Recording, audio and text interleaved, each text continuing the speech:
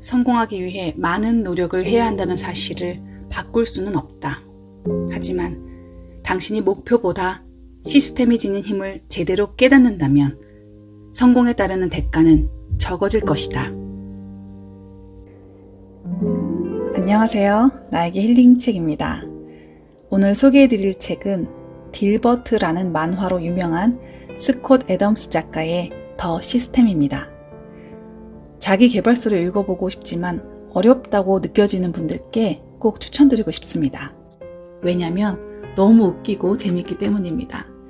이제까지 읽었던 자기 계발책 중에서 거의 유일하게 키득키득 웃으면서 읽었던 책입니다. 하지만 다 읽고 나면 웃음 속에 진실이 있다는 것을 알게 됩니다. 열정 같은 소리 하네. 성공한 사람들은 종종 이런 조언을 던진다. 당신의 열정을 쫓아라. 얼핏 들으면 합리적인 말로 들린다. 성공을 거둔 사람은 자신이 멋지고 대단하기 때문에 성공했다는 점을 당신에게 각인시키고자 하는 한편 겸손한 모습을 보이고 싶어 한다. 그런데 겸손함을 유지하면서 동시에 내가 성공을 거둔 이유는 보통 사람들보다 훨씬 더 똑똑하기 때문이라고 말할 수는 없다. 하지만 성공의 열쇠가 열정에 있다고 말할 수는 있다. 누구나 무엇인가에 열정적일 수는 있으니까. 열정이란 말을 들으면 왠지 이해가 되는 듯하고 다가가기 쉽게 느껴진다. 하지만 이런 말은 대부분 헛소리에 불과하다. 일이 잘 풀리고 있는 무언가에 열정적이기는 쉽다. 그리고 그런 점이 열정의 중요성에 대한 우리의 생각을 왜곡시킨다. 세월이 지나고 보니 내가 가장 많은 열정을 보였던 일들은 모두 진행 상황이 좋았던 일이었다. 열정이 성공을 불러왔다기보다는 성공이 열정을 불러왔던 것이다. 그러니 당신이 성공으로 향하는 길을 계획하고 있다면 열정 따위는 잊어버려라. 자기가 하는 모든 일에서 에너지가 정상일 때 수행 능력도 나아진다는 사실을 당신도 이미 알고 있을 것이다. 에너지는 좋은 것이다. 열정은 헛소리다. 차라리 이기적인 사람이 되어라. 너무 타인에게 맞추며 사는 건 아닌지, 아니면 좀 더 이기적으로 굴어야 하는지 늘 궁금할 것이다. 내가 기쁜 마음으로 답을 찾는데 도움을 주겠다. 자, 당신이 이 방면의 초보자라면 이것만 알면 된다. 세상에 대한 기여도를 기준으로 보자면 이 세상에는 3가지 유형의 사람이 있다. 이기적인 사람, 멍청한 사람, 타인에게 짐이 되는 사람. 이 3뿐이다. 그러니 이기적인 사람이 되는 것이 최상의 선택이다. 멍청한 사람이나 사회에 짐이 되는 사람은 그 누구에게도 도움이 되지 않기 때문이다. 사회는 당신이 적당한 우아함과 연민을 갖고 이기심을 표출하길 바란다. 당신이 올바른 이기심을 표출한다면 이는 사회적으로도 이득이 된다. 평생 쓸 돈보다 더 많은 돈을 벌게 되면서 내게 놀라우면서도 흥미로운 일이 일어났다. 나의 우선순위가 자동적으로 바뀌게 된 것이다.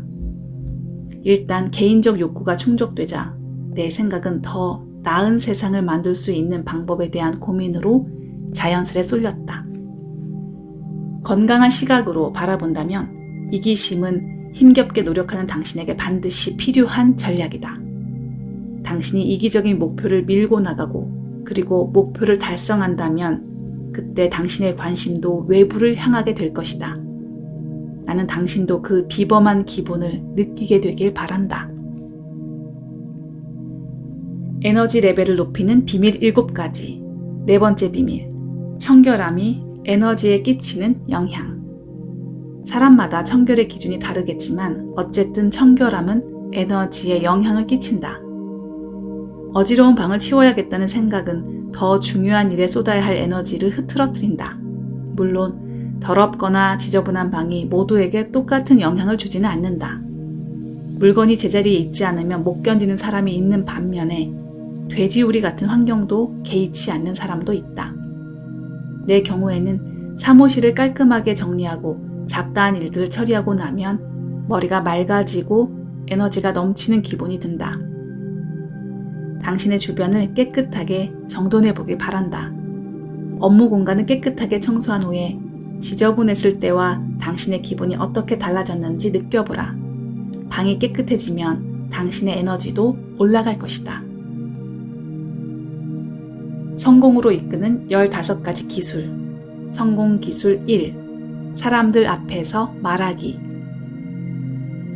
회사에서 수강료를 지원해줘서 사람들 앞에서 말하기라는 강의를 들은 적이 있다. 수업의 규칙은 수업마다 모든 학생이 다른 학생들 앞에 나와 이야기를 해야 하는데 누가 시켜서가 아니라 자발적으로 나와야만 한다는 것이었다. 강의 첫날, 우리는 모두 겁에 질린 다람쥐처럼 앉아서 누군가 먼저 나서기만을 기다리고 있었다. 마침내 한 사람이 자원해 나가면서 차례가 이어졌다. 그날 우리의 과제는 간단했다. 그냥 자신에 관한 이야기만 하면 됐다. 한 젊은 여성의 차례가 되었는데 그는 겁에 질려 있었다.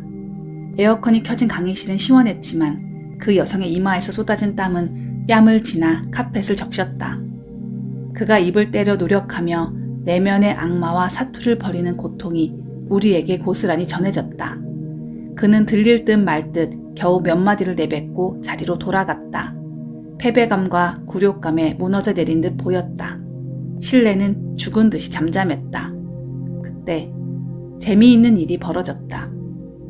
앞으로 나온 강사가 절망에 빠진 여성을 바라보았다. 그리고는 이렇게 말했다. 와, 용감했어요. 나는 그 강사의 말을 지금도 기억한다. 이 순간은 여태껏 본 중에서 손가락에 꼽을 정도로 멋진 장면이었다. 정신이 번쩍 들었다.